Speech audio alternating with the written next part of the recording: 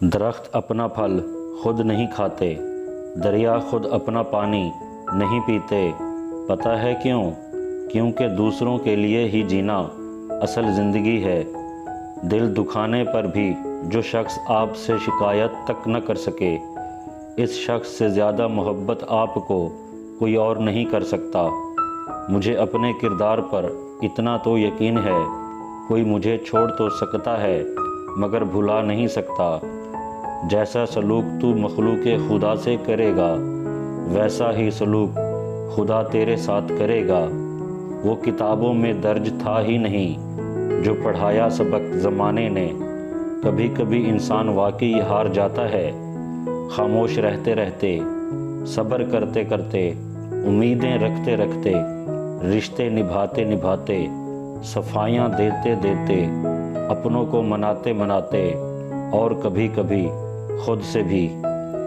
کچھ لوگ مسکراہٹیں بکھیر کر بھی یہ احساس نہیں ہونے دیتے کہ وہ اندر سے مر چکے ہیں۔ دولت اور عہدے انسان کو عارضی طور پر بڑا کرتے ہیں، لیکن انسانیت اور اچھا اخلاق انسان کو ہمیشہ بلند درجے پر رکھتا ہے۔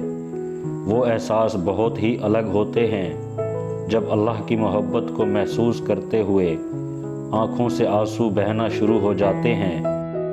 رشتوں کا ہونا اتنا تکلیف دہ نہیں جتنا کہ رشتوں کے ہوتے ہوئے احساس کا مر جانا ہے۔ زندگی جب بھی رلائے تو سمجھ جانا گناہ معاف ہو گئے، زندگی جب بھی ہنسائے تو سمجھ جانا دعا قبول ہو گئی۔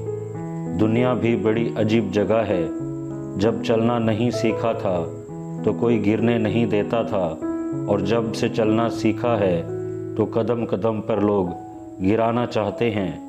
انسان سمجھدار تب نہیں ہوتا جب وہ بڑی بڑی باتیں کرنے لگتا ہے، بلکہ انسان سمجھدار تب ہوتا ہے جب وہ چھوٹی چھوٹی باتوں کو سمجھنے لگے۔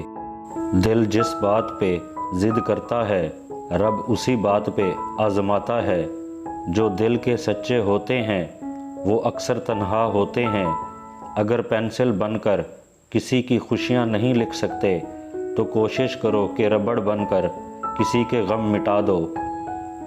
چھوڑ دیا اب لوگوں کے پیچھے چلنا، جس کو جتنی عزت دی اس نے اتنا ہی گرا ہوا سمجھا۔ زندگی کا سادہ سا اصول بنا لو، کسی کی مدد کر سکتے ہو تو کر دو اور بدلہ اللہ پر چھوڑ دو۔